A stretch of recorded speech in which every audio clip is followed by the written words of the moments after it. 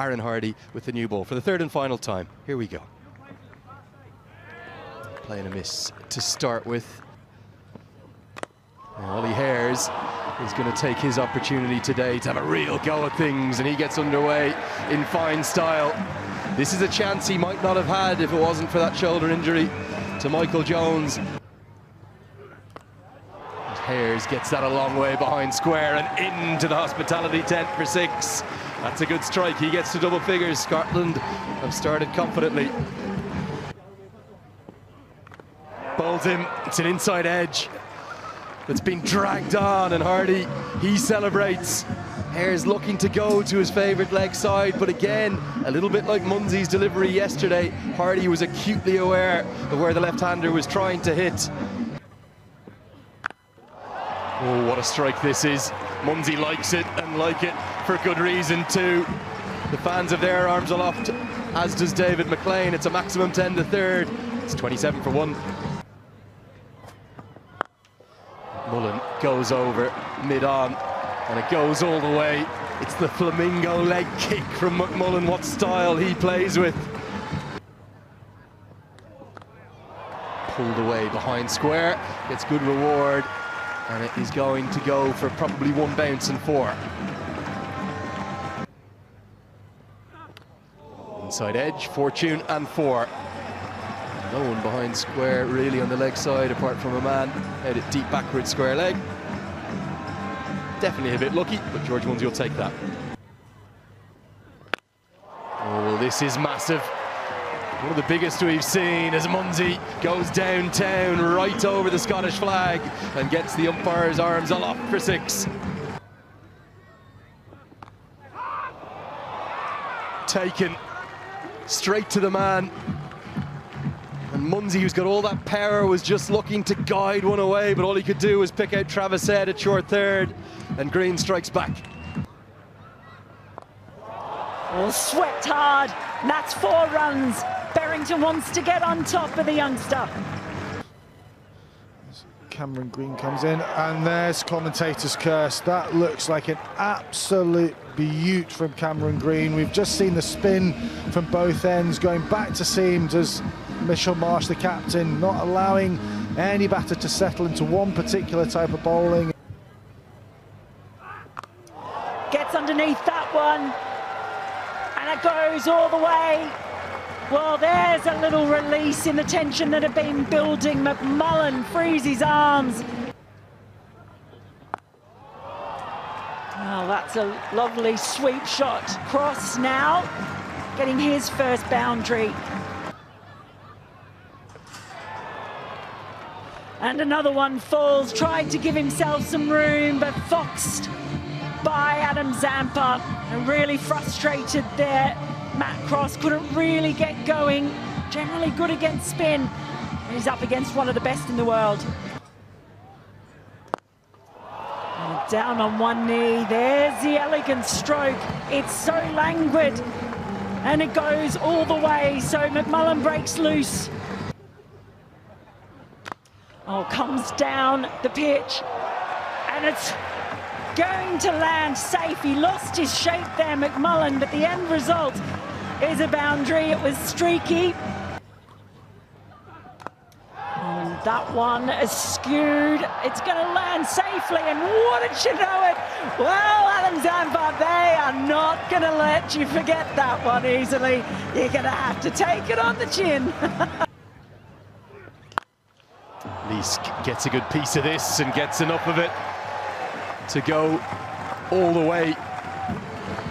Very strong area for Michael Leask, somewhere he loves to hit, and they're clearly targeting Sean Abbott here. Takes on long on, and Tim David holds on, has to come forward. He's been exceptional in that position, and Leask does get 1 maximum, but then he's given it away. David takes another very good and very important catch, and as so often has happened, just as Scotland are getting going, a wicket falls. It's a real drag down, and given the treatment down the ground, not a good delivery, and McMullen will cash in for back-to-back 50s against Australia. It's his 3rd overall against the men from down under. He loves playing against them. And this time it's come off 32 deliveries, and the Grange rises. Watt goes down the ground, gets more than enough. He's going to get 6. It soars over the side screen and out of the venue. Oh, what a beautiful shot. We've seen him do that once already. Cut away. Hits it into funny areas, does Mark Watts, and that's a fine stroke, intentionally getting it over the head of the man at backward point. What a take. Oh, that's superb. And a dop of the cap from Travis Ed McMullen. He can't believe it. I'm not sure if Head can either. An outrageous grab, plucking an apple from the tree. Extra cover. Tries to go down the ground, but gets it absolutely nowhere. Mitchell Marsh nestles underneath it and holds on. Australia's catching generally when they've got there has been exceptional. A couple of half chances have gone down when they haven't quite got to the line of it, but Mitchell Marsh was never going to drop that, and Jarvis, he comes and goes very quickly. Bowls in, the off stump is gone, and brilliant from Hardy. It's a cross-seamer that may have just hit the skiddy surface and kept a tiny bit low. He'll try and hack one out of the ground into the leg side. Now, has he got enough of this? Not quite, because it's an exceptional catch. A nasty collision has been avoided, and Jake Fraser-McGurk has a smile on his face for 2 reasons. 1, that he didn't have Sean Abbott coming flying into him, and 2, that he's held on. Here we go, the final delivery of the first innings, 148. Can they get to 150? Maybe one shy of it, as it's just going to be a single. A really good final over. Only 3 runs have come off it, and that wicket, which has really been thanks to that Jake Fraser-McGurk catch. And it's a very happy captain, Mitchell Marsh. He's won an important toss, and despite, again, some real moments for Scotland, they're going to have to be satisfied without going past their highest score of the week and giving Australia a target of 150 to win. We're all set for the chase. Australia need 150 to win. Immediately a bit of movement and challenging the inside edge. What a catch! Oh yes, McMullen. Is there nothing he can't do? Runs, wickets, and now leaping salmon catches fittingly here in Scotland. Oh, what a grab that is! And England. Drifts down the leg side, not where you want to bowl to Head. You can score both sides of the wickets. And it gets something on it. Might have even been a wee bit of glove, but it runs away for the first boundary. Hard, isn't it? In the air and just wide of Michael Leask, and McMullen thought he had Australia's captain, but Leask couldn't even get close to it, and it runs away for 4, the 3rd boundary of the over. The T20I game.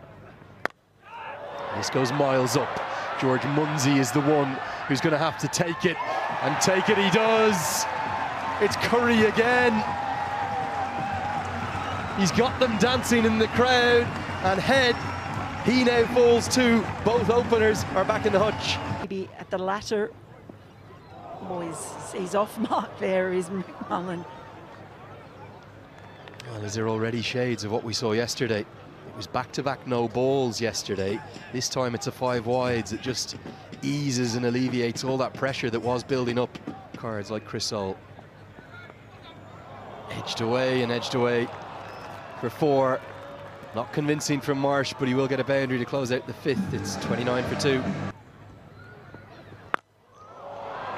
Mid-on up in the circle, and Mitchell Marsh smashes it, well, miles over his head. Oh, what a big hit this is. I feel sorry for him. Another big hit, and Green now getting in the act. That could be a lost ball. This gamble of Berrington, well, it's not paying off. The 2nd maximum of the over. Oh, short and dispatched with disdain by Marsh. Target it. One's whipped away.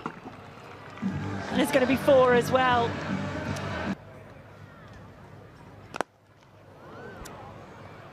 And that's going to be another 4 past the diving Watt. So this little tussle, on that occasion won by that man there. Gets underneath this one and throws everything at it. That That has gone miles. And Andrew Leonard, Lenny with the fielding. Oh, one of Ireland's finest. He bowls leg spin, he fields the ball. This will start his international career. Oh, and he's got a wicket, and it's the big one of Marsh. Well, it's been a tough series for Jack Jarvis, but that brings a smile to his face, cleans him up, and the change in bowling has worked. Marsh has to depart. Well, he does get this one though, Green. That's gone. And it's felt like a little while, but it's another 6 to Green, who's taken up the mantle now. Well, Safi and Sharif bowling again, and this time first ball dispatched, and done so convincingly as well. Brings out the reverse, and it's a mighty one too. Brilliantly played by Green. You could see what Mark Watt was doing. It's gone with them. If they had 180 on the board, all of a sudden, as this one's driven down the ground for 4 more, the feather of a finger that Jarvis didn't get on it. Require. What an extraordinary stroke this is. The modern T20 game in a nutshell. He hasn't really hit it here on purpose, but it's, well, a samurai uppercut or something to that effect. This one's been mishit, but it's found the gap between the two fielders. It's going to race away for another boundary. It's 4 more to close out an expensive 14th over. It's 130 for 3. This goes almost to the heavens. It's gone so far. It's going to be a catching opportunity, and it's held on to. There is the just desserts, the just reward for Chris Soule. It's another T20I wicket for him, and a bit of late joy for the Scottish fans. As he comes back into the attack, and he's reverse swept away for 4. Really good stroke, 4 more to Australia. Yeah, forward to get his momentum into the ball. And this is now double pain for Watt. He will be absolutely ticking. He has bowled his heart out, as he always does, and then, having thought he created the opportunity, Cameron Green goes. And there it is, a glorious cover drive to seal the win in some fashion, and an embrace between Hardy and Green, who has been the star of the show today. The Western Australian all-rounder. What today? He's had 62 not out next to his name to go with 3 for 35. Australia, they've been near perfect really throughout these 3 matches. Scotland are a fine side, but they have been outclassed by a wonderful Australian unit. 3-0 will be the series victory towards the tourists, and they will head down south of the border with a real jig in their step. The Scotland leg of this tour is over.